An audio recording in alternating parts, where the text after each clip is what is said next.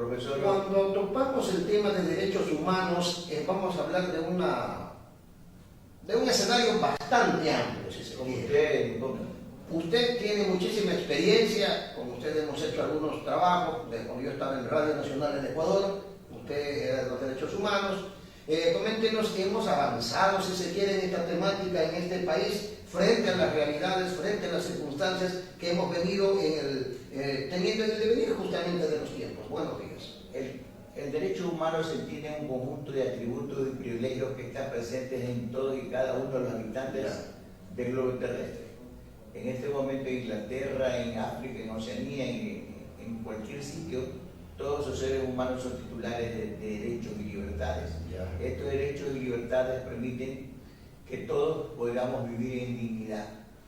Pero la protección de los derechos humanos requiere también de un deber complementario de parte del Estado. Y un escenario jurídico. Desde luego, porque cuando vamos a hablar de la obligación por parte del Estado de garantizar la vigencia de los derechos humanos, eso le impone el deber de adecuar todo su ordenamiento y todas sus estructuras en beneficio de los derechos de las personas. Y entonces aquí se ajusta la palabra de usted, profesor Jacome, en el sentido de el marco jurídico significa establecer un conjunto de leyes y códigos que permitan hacer efectivo el goce y disfrute de los derechos humanos. Pero la otra parte, la más importante, es la que corresponde a cada uno de los titulares. Usted y yo y todas las personas que escuchan este medio de comunicación saben que cada ser humano es dueño, es titular de esos derechos y libertades que le son inherentes. La palabra inherente quiere decir que son naturales, intrínsecos en la condición del ser humano. Pero entonces eso requiere que cada ser humano asuma la responsabilidad de conocer cuáles son esos derechos y cuáles son sus libertades, cómo se goza, cómo se disfruta, cómo se exige esos derechos y libertades, cómo se demanda, cómo se protege, cómo se defiende esos derechos y libertades, y especialmente estar preparados para exigirle al Estado, que tiene el deber de garantía de los derechos humanos, exigirle al Estado que lo respete. Inclusive cada ser humano tiene el derecho a justiciar al Estado. Esta palabra justiciar significa que podemos demandar al Estado porque él, siendo garante de nuestros derechos, a veces no lo garantiza. Claro, entonces tenemos nosotros, cuando decimos nosotros, nos referimos a usted y a toda la audiencia de este programa, en el sentido que tenemos que empoderarnos. ¿Qué es empoderarnos? Tomar conciencia de lo que es nuestro. Tomando conciencia de lo que es nuestro, entonces podemos garantizarle a toda la ciudadanía el respeto de estos derechos humanos. Doctor, hay una situación, usted tocó un tema, prácticamente puso el dedo donde debe de ponerlo, ¿no? Dice el hecho de que ahora estamos observando de que en la sociedad, en el país en general, estamos viviendo una situación de bastante inquietud respecto de la inseguridad que vivimos en estos momentos. Se habla de muertos por aquí, muertos más allá, secuestros por acá, femicidios por aquí, descuartizamientos en los centros de reclusión, etcétera, etcétera, etcétera. Cuando se señala esta situación, ¿no resulta preocupante el hecho de que también se establezca ahí una iniciativa de que hay que darle armas al pueblo para que el pueblo a su vez se defienda de la delincuencia? ¿Cómo entraría ahí la apreciación de derechos humanos? Ecuatorianos, el profesor Hugo Jacome con puntualidad dijo que lo importante es que cada uno sepa el ámbito de sus derechos y libertades. Pero estos derechos y libertades, ya lo explicamos, se afirman frente al Estado. La palabra se afirman quiere decir que son exigibles al Estado. Entonces el Estado tiene deberes para con nosotros los habitantes en el sentido de adecuar un órgano jurídico, y ahí vienen los códigos y las leyes, de adecuar e implementar equipos que garanticen la seguridad personal y ciudadana, y ahí viene la policía, y establecer un equipo también, un órgano que administre justicia, y ahí vienen los fiscales, los jueces, los tribunales, las cortes, el Consejo de la Judicatura, pero todos ellos tienen que, exactamente la palabra integral suya significa que tienen que ser armónicos, coordinados, porque si no actúan en coordinación, entonces hay lo que usted acaba de criticar. ¿Qué critica? Lo que se visibiliza ante la ciudadanía, que se visibiliza ¿no es cierto?, el aumento del índice delincuencial, los asesinatos, el sicariato, el secuestro, el homicidio, la organización delincuencial. Así es. Y más que ellos vienen también los ataques a los bienes de cada uno de los habitantes. Entonces este clima de inseguridad le corresponde al Estado. El Estado, porque el Estado, usted sabe que el Estado se desenvuelve a través de una Constitución, y la Constitución de la República en el artículo 66 establece que todas las personas tenemos el derecho a la vida, a la inviolabilidad de la vida. Tenemos, así como la inviolabilidad de la vida, tenemos el derecho también a la seguridad personal, a la seguridad física, psíquica, moral y sexual. Tenemos derecho también a un juicio justo, y estos deberes no se cumplen. Por eso es que hay los déficits, y nosotros decimos, esta policía no sirve, y por eso decimos, los fiscales se entregan a la delincuencia, los cortes y los tribunales son alcahuetes, y ese manto de impunidad, porque ¿qué es la impunidad? La impunidad es un manto que cubre lo que todos queremos, es acceder a la justicia, y la impunidad no deja que la ciudadanía tenga la satisfacción de que alguien que delinque sea sancionado. No decimos que el acusado sea sancionado, porque el acusado también tiene derechos que se llama el sujetarse al debido proceso, pero después que pase el debido proceso, los delincuentes tienen que ser sancionados. No significa, don Hugo, que los defensores de los derechos humanos venimos a sembrar, también a cubrir, a proteger a los delincuentes. No. Que a veces se tiene esa hecho casualmente que muchos defensores de los derechos humanos que no cumplen su función a cabalidad ensombrecen lo que significa transparentar la defensa de los derechos humanos. Nosotros decimos que el delincuente tiene que ser tratado como humanidad. El ser como humanidad significa porque él también tiene derecho a tener una situación digna. Entonces no puede ser torturado, no puede ser encarcelado, no puede ser aislado permanentemente. Entonces, ecuatorianos, esos actos la ciudadanía los exige al Estado porque los incumplen. Y entonces cuando usted revisa, don Hugo, ¿no es cierto?, los índices delincuenciales de que la tasa ha subido en Guaya, en la zona 8, Guaya, Los Ríos, Santa Elena, que nos corresponde, el Oro también, y nos damos cuenta que las muertes por asesinato, por sicariato, por secuestro, se han incrementado. Entonces viene esa reacción, y cuando usted dice integral, quiere decir que todos los que somos parte de la sociedad tenemos la obligación de participar en esa acción coordinada para erradicar la violencia, porque cuando hablamos de asesinato es violencia, cuando hablamos de secuestro es violencia, todo es violencia, porque la violencia es aquello que tuerce la voluntad de las personas. Entonces, mire usted lo que ha pasado en la reacción de la alcaldesa de Guayaquil. La alcaldesa de Guayaquil, como municipalidad implementada por los alcaldes anteriores, por Leófres Cordero, ahí venimos, estableció una corporación para la seguridad ciudadana, y entonces con esa corporación para la seguridad ciudadana se coordinaba con las autoridades policiales, con 1.100 cámaras distribuidas en toda la ciudad de Guayaquil, y con esas cámaras permitía descubrir, enfocar el momento que se cometían delitos flagrantes. Y como estaban visibilizados los autores de esos delitos flagrantes, eran aprendidos, y como estaban aprendidos, llegaban al proceso, y cuando llegaban al proceso debían ser sentenciados. Pero mire usted lo que sucede. Muchas veces el trabajo de la Corporación de Seguridad Ciudadana y el trabajo también de la Policía Civil, que hay que reconocerlo, porque ellos también sacrifican su integridad personal en beneficio de la sociedad ecuatoriana. Pero ¿qué es lo que sucede? Que los operadores de justicia que comprenden a los representantes del Ministerio Público, los fiscales, los defensores públicos, los jueces, los tribunales, la Corte Nacional de Justicia y el Consejo de la Judicatura dejan mucho que desear, porque cuando usted abre las páginas, yo estaba leyendo uno de los diarios de la mañana, y entonces ahí decía que aprendieron a Pedro Perico Los Palotes que tiene 17 detenciones, 3 acusaciones por robo, 2 por asesinato, 1 por sicariato y otro por tráfico de drogas. Y esos delincuentes están en circulación. ¿Por qué? Entonces no hay que echarle la culpa a veces a la Policía Nacional, porque ellos, muchos policías valerosos, exponen su vida, la pierden inclusive al enfrentarse con el delincuente, pero llega a la actividad judicial, a la administración de justicia, que debe ser una garantía de seguridad para todos los ciudadanos, para que nos dejemos el temor de circular con libertad por las calles.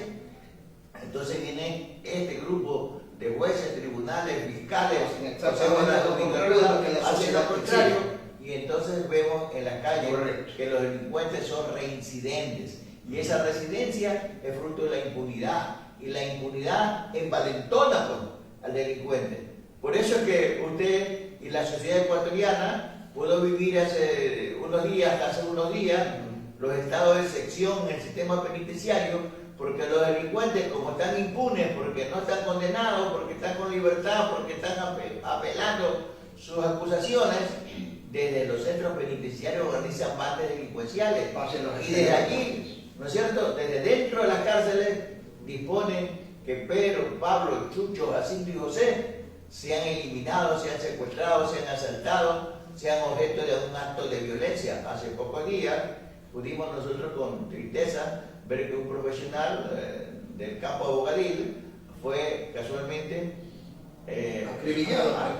sufrió un atentado, y se dice, claro, no tenemos la evidencia, pero se dice que los implicados recibieron órdenes de dentro de la penitenciaría, porque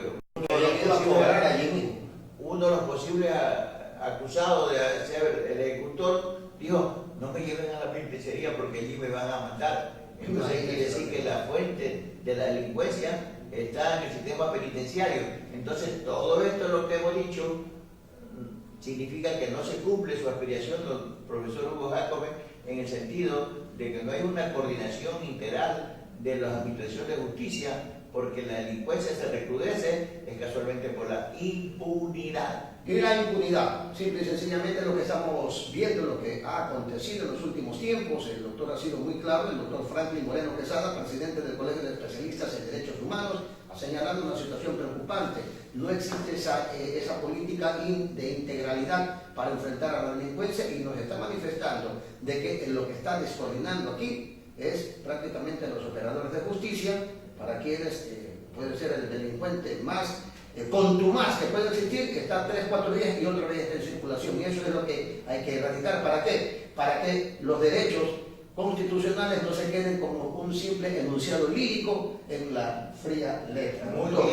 Muy bien interpretado, porque los derechos están ahí en la Constitución, están en los instrumentos internacionales, pero en la vivencia hay una diferencia entre la realidad, ¿no es cierto?, y la expectativa. Se proclama el derecho a la seguridad, pero no tenemos seguridad.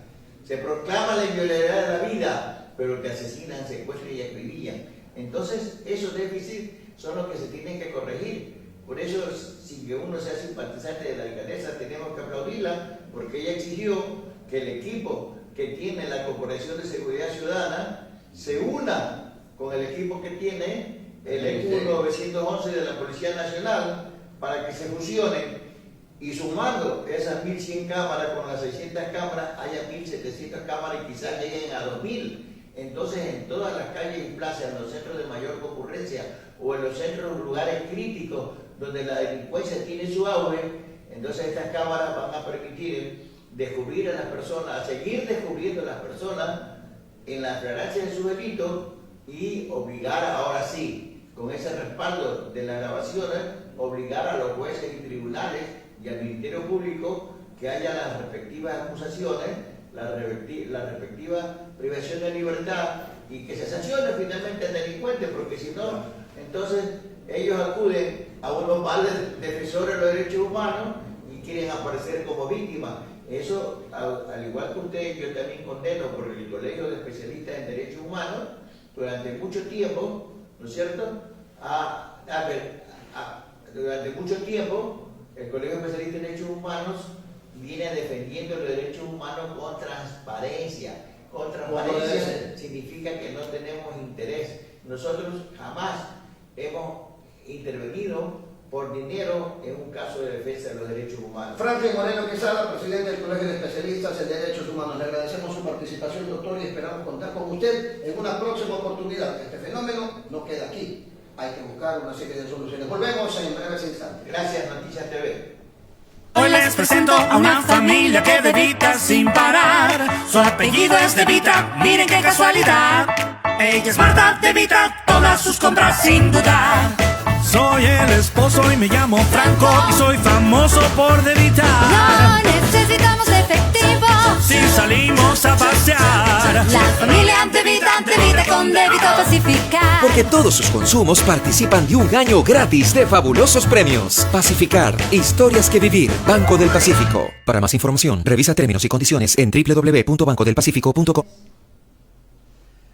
Bueno, como lo habíamos manifestado, también vamos a topar en esta mañana el tema sobre la educación superior. ¿Cuánto no se ha hablado de que el país necesita de buenos profesionales que de alguna manera u otra se conviertan en el basamento de la posibilidad de irnos desarrollando como sociedad?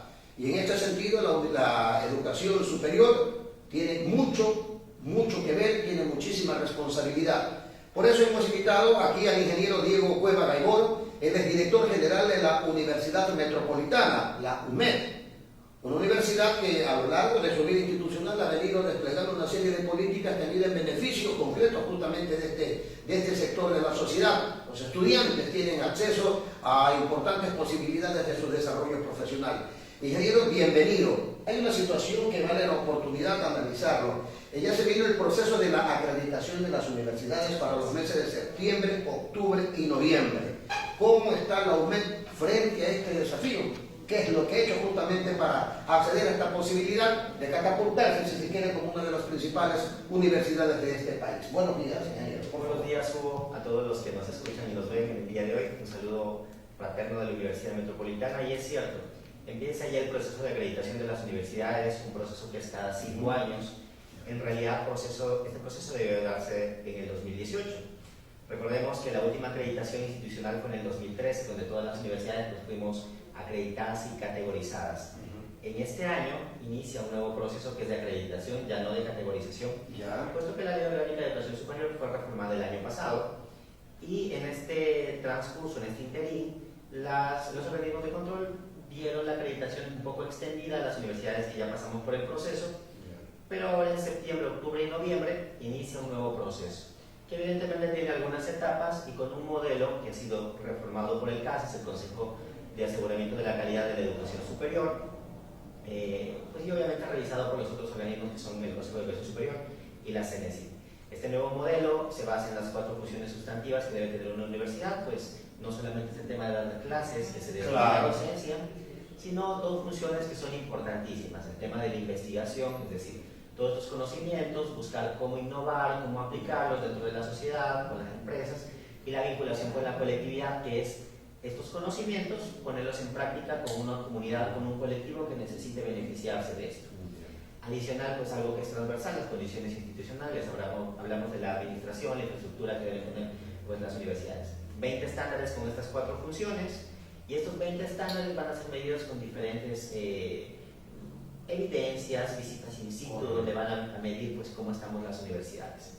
El proceso iniciaría primero con carga de información y de documentación en una plataforma del CASES en septiembre, en octubre con visitas de técnicos del CASES a cada una de las universidades. Proceso. Sí, y luego vendría pues, la evaluación que harían personeros externos en las universidades.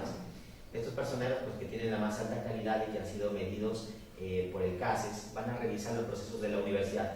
Luego de ello vendrá pues ya un dictamen que se llama acreditación o no acreditación. Una especie de informe favorable o no. Exacto, claro, este informe que igual tiene sus procesos de apelaciones, de poder pues, si una universidad no está de acuerdo con esto, pedir una revisión. Pero ¿qué nos viene a decir este proceso que inicia ahora? Que básicamente a inicios del 2020 vamos a tener universidades acreditadas y no acreditadas. Importantísimo justamente estas declaraciones que nos da el ingeniero Diego Cueva Gaibor, incluso a efecto hasta como de advertencia, si se quiere, a otras entidades académicas. ¿Cómo está la UMED en este sentido? ¿Qué es lo que presentaría, digamos, la UMED ante esta prueba, diríamos, en la cual estamos estamos insertos todos aquellos que de alguna manera u otra estamos en la educación superior.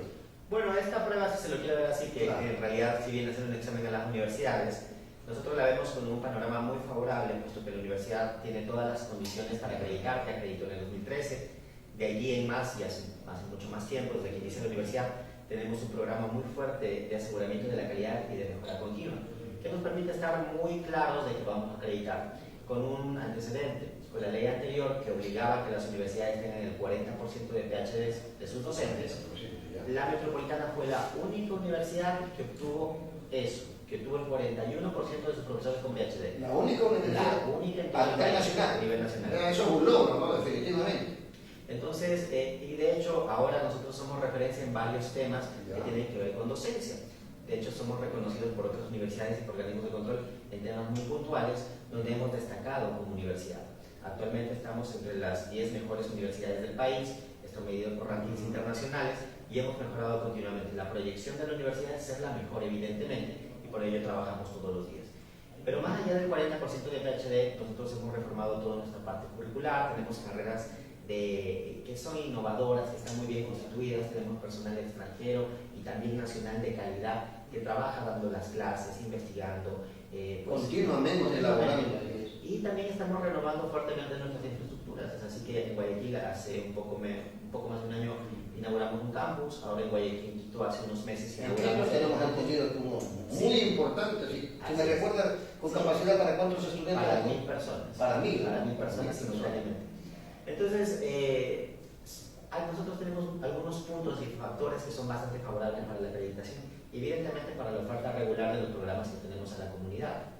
Ya. En este contexto sí sería bueno, ingeniero, que haga una invitación, si se quiere, a toda la ciudadanía, a esa gran gente, esa gran masa de jóvenes que requieren obviamente y tienen el derecho de acceder a una educación superior de primerísima línea acreditada, como usted muy bien lo está manifestando, y obviamente frente a esto que está demostrando, que está enseñando, si se quiere, la Universidad Metropolitana para estos menesteres. Bueno, la universidad tiene una oferta bastante variada. Tenemos carreras que van en el ámbito de la salud, como enfermería y optometría, que son bastante demandadas, y en las cuales tenemos profesionales e infraestructuras de primera.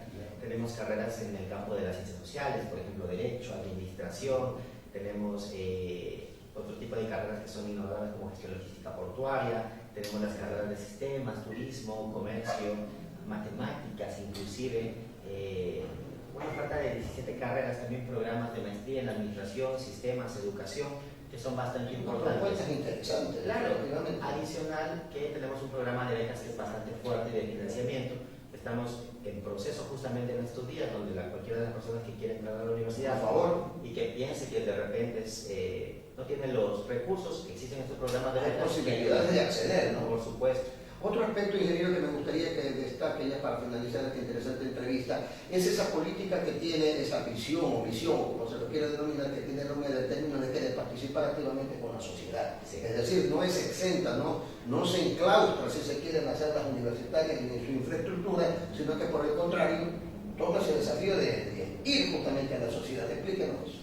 Claro, bueno, nuestra misión es bastante inclusiva, por eso inclusive el programa de becas.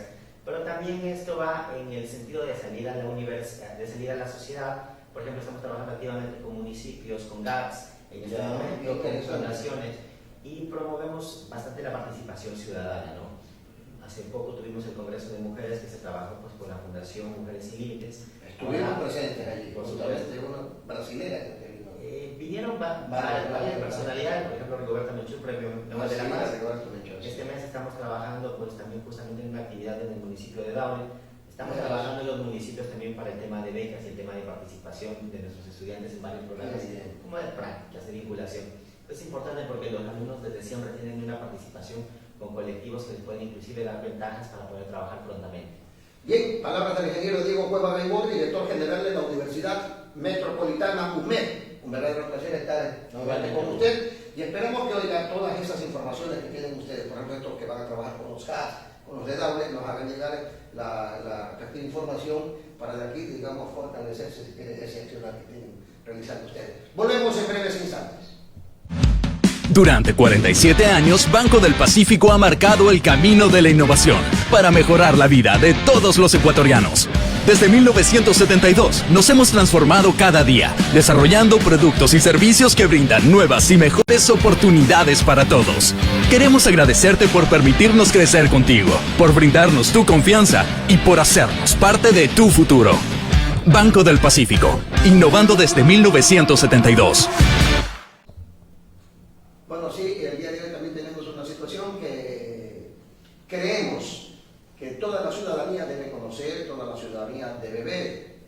Esto es importante porque esto es lo que acontece con algunos asambleístas, aquellos señores a quienes nosotros con nuestro voto validamos su presencia en la Asamblea Nacional. ¿Pero para qué? Para que construyan leyes, para que hagan que este país sea cada día mejor. Pero esto es lo que acontece con algunos asambleístas. Veamos.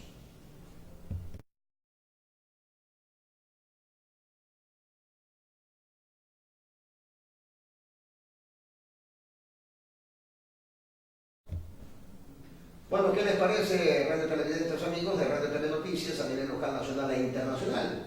Este es el referente justamente de lo que acontece en la Asamblea Nacional. Obviamente no son todos. Mi querida Lorita, ¿qué les parece estas imágenes que están haciendo furor en las redes sociales cuando una de nuestras principales asambleístas, por quienes se votó en determinado momento, es para que vayan a la Asamblea Nacional a crear leyes en beneficio de este país? Sin embargo, vea lo que está ocurriendo. ¿Qué le merece? ¿Qué opinión le merece? Perdón.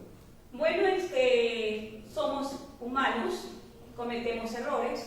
De pronto la señora asambleísta tuvo, como se dice, una mala noche y se estaba muy cansada.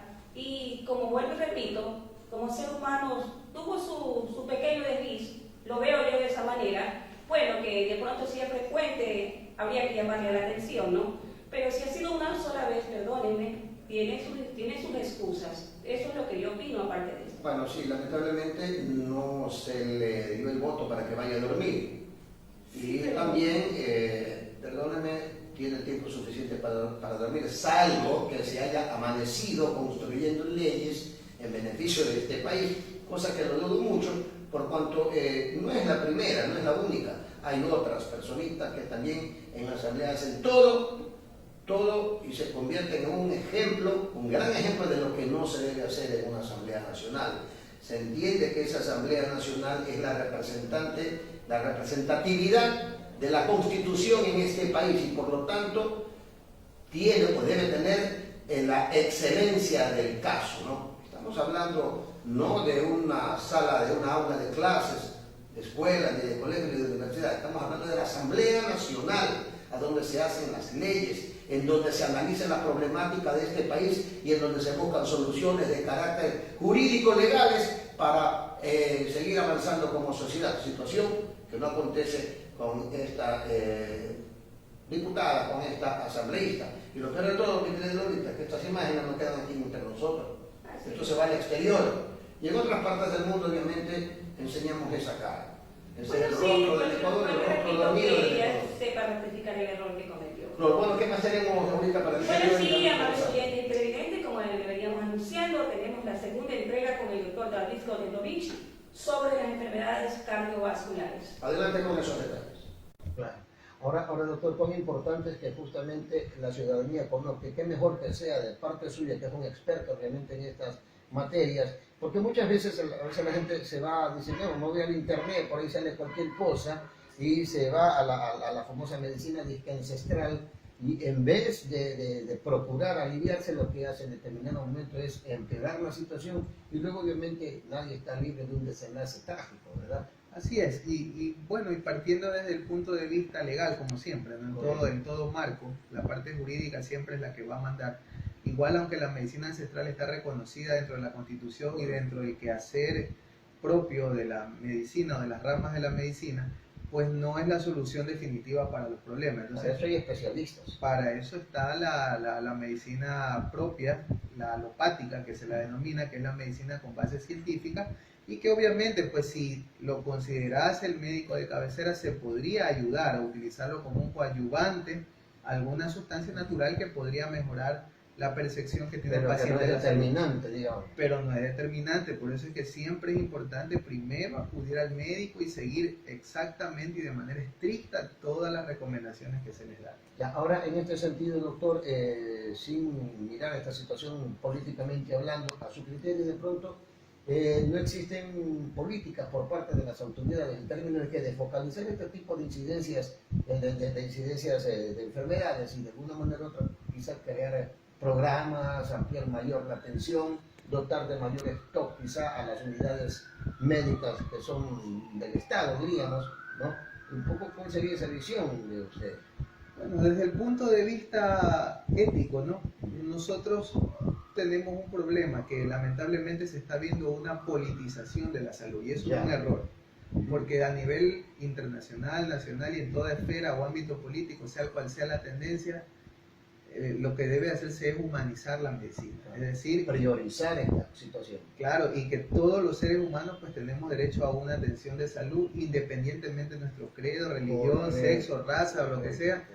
Y lamentablemente se está viendo con malos ojos pues de que no se está dando la prioridad y la calidad en cuanto a la atención médica porque la gran parte de la población a veces no tiene acceso a una consulta particular, ¿no? ¿Verdad? Correcto. O incluso los valores o el costo de una atención particular está exento de poder ser cubierto por la gran parte de la población que nosotros conocemos que nuestro país es de clase media baja, ¿no? Claro.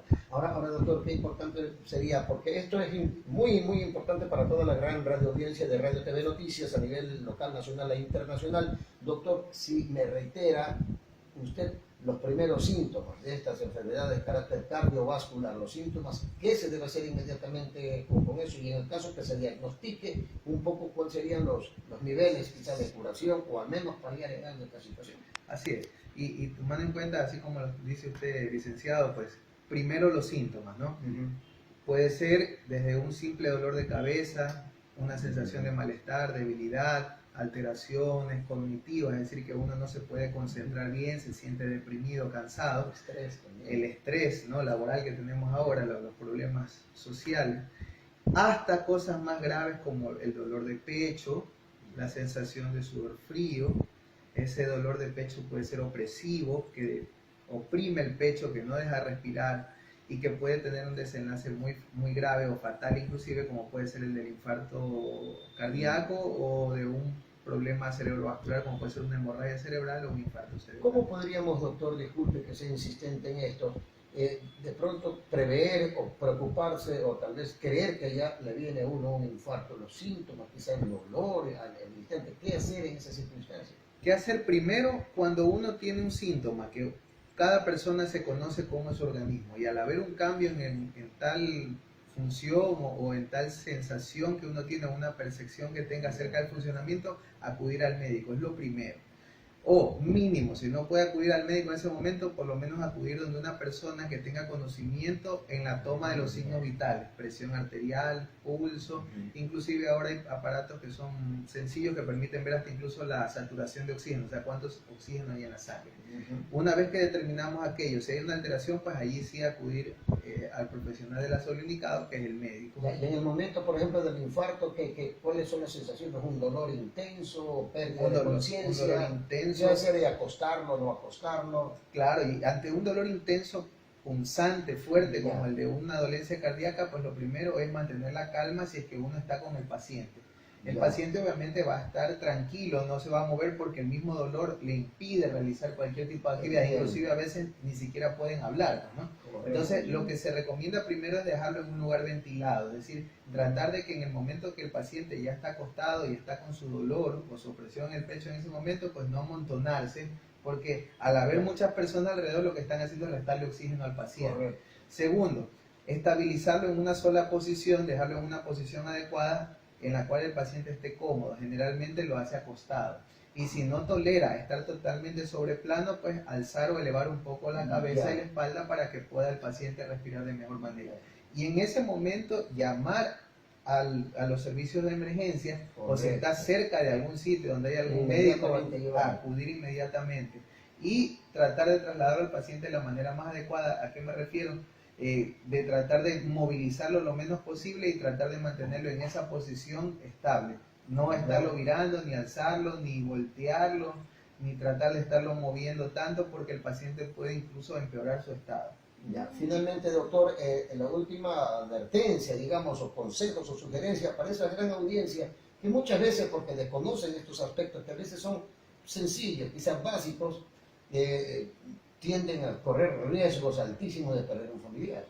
Sí, el consejo se basa en 3 cosas que son primordiales. Primero, mantener una buena alimentación. Eso es lo primero. No hay mejor medicina que la alimentación correcta en el ser humano. Segundo, realizar ejercicio físico. No necesariamente salir a trotar, a correr, a hacer pesas, ¿no? Sino caminar. Caminar por lo menos de 30 a 45 minutos diarios, al menos 5 días a la semana. Eso es lo que recomiendan todos los estamentos médicos a nivel mundial. Y tercero, si usted ya tiene alguno de estos problemas, nunca se olvide de tomar su medicación, porque de ello depende su salud y puede tener un desenlace inclusive catastrófico que podría poner en riesgo su vida. Bien, estas fueron las expresiones del doctor David Arongo Genovich Campoverde, es experto en medicina interna y gerontología y actualmente él es director del Departamento Médico de Laboratorios Indulidas. Los consejos prácticos que nos acaba de manifestar pueden ser determinantes en la vida de cualquier ser humano. Y obviamente señalaba algo muy importante y muy interesante que no hay que descuidarse, es consumir menos grasas, ¿verdad? Tratar de caminar, tener una vida no sedentaria, sino que también caminar al menos 40 45 minutos diarios. Con esto justamente estaríamos previniendo un infarto. Doctor, estamos muy agradecidos. Reportó para Radio TV Noticias Hugo Jacome Basurto. Volvemos con ustedes. Buenas tardes. Bien, de esta manera hemos llevado nuevamente para ustedes una nueva emisión de Radio TV Noticias HJB a nivel local, nacional e internacional. Recordamos también a nuestros amigos que están allí en el exterior, a nuestro amigo Darío Fuentes Morante, que no se olvide de mandarnos sus informaciones. Tenemos entendido que tiene algo muy interesante porque ha recibido la visita desde Nueva York de parte de unas personas muy allegadas a él y entendemos que ha debido desarrollar también actividades deportivas de primerísimo nivel. Bien, con esto se despide su amigo y servidor Hugo Ricardo Jacome Basurto. Será hasta el día de mañana martes. Laurita. Bueno, sí, amables oyentes, esperando también que les haya gustado la segunda entrega del doctor David Genovich con la información sobre las enfermedades cardiovasculares. Bueno, sí, se despide su amiga de siempre, Laura Franco Veloso. Hasta el día de mañana.